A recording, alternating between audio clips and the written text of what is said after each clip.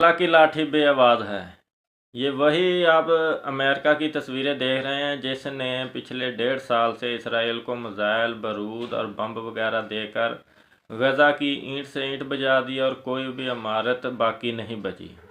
लाखों मुसलमान शहीद हुए, बच्चे ज़िबा हुए, औरतें कत्ल हुई और बेशुमार इंसानी जानों का ज़िया हुआ। अल्लाह पाक की ज़ात ने हर वक्त के फ़िरौन और नमरूद को खाक में मिलाकर रख दिया। ये अमेरिका भी इस वक्त का, मौजूदा वक्त का बहुत बड़ा नमरूद था, जिसे कि अल्लाह पाक ने उसकी अपनी ही आग में जला कर रखा। ये तो अल्लाह ताला की तरफ से अभी निशानियां हैं। अगर कोई समझ जाए तो बेहतर है, अगर कोई ना समझे तो फिर उसकी अपनी बला से। अल्लाह पाक हर वक्त के फ़िरौन को ढील ज़रूर देता है लेकिन छूट नहीं देता, और वो अपने किए के अंजाम को ज़रूर पहुंचता है।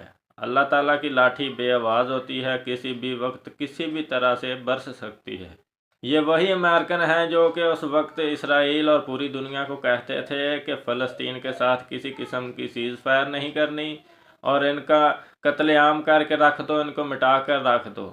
और मौजूदा मुंतखब सदर ट्रंप ने जो कि धमकी दी थी कि मेरी हलफ बर्दारी से पहले पहले गज़ा वाले, हमास वाले इसराइल से सुलह कर लें और उनके कैदियों को रहा कर दें, नहीं तो मैं मशरक़ वस्ता को जहन्नम बना दूंगा।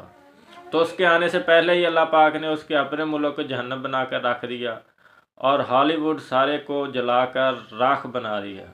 तो ये अल्लाह पाक की तरफ से एक पकड़ है जो कि उन्हें समझ आए तो बेहतर है, नहीं तो अल्लाह पाक इससे ज़्यादा भी उनकी अकल ठिकाने लगा सकता है।